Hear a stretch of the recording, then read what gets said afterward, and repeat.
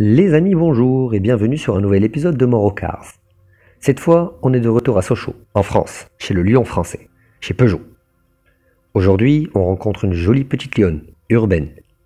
Cette beauté a une vraie gueule, une belle calandre trapézoïdale, en finition nid d'abeille parfaitement ajourée.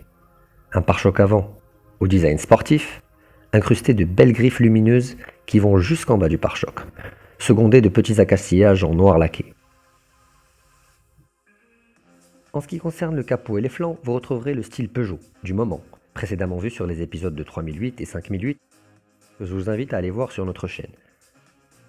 C'est-à-dire des lignes concaves et convexes qui se croisent sur l'intégralité des surfaces de la voiture, en ce qui concerne le capot, les flancs et l'arrière, ce qui donne un style extrêmement affirmé et qui a l'air d'être taillé à la serpe.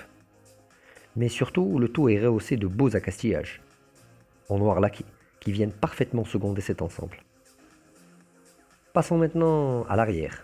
L'arrière est extrêmement stylé, avec un porte-à-faux court, typique des SUV, très marqué, et de très belles factures.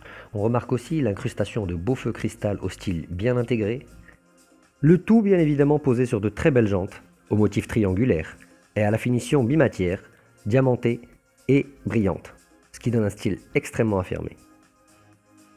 À l'intérieur, un style sobre, moderne et efficace.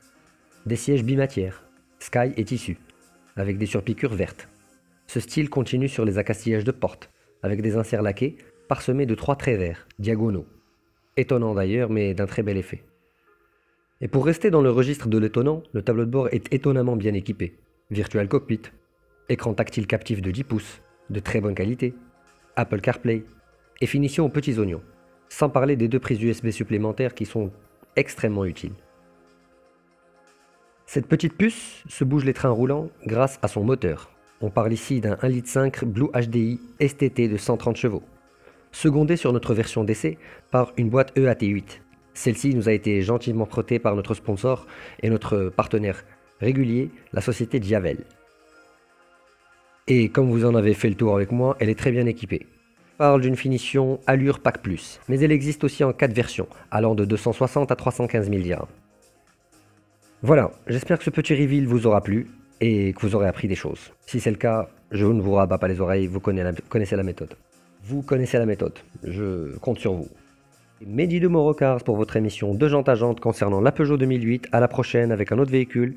Tchuss, ou plutôt au revoir et cocorico, comme on dit en France.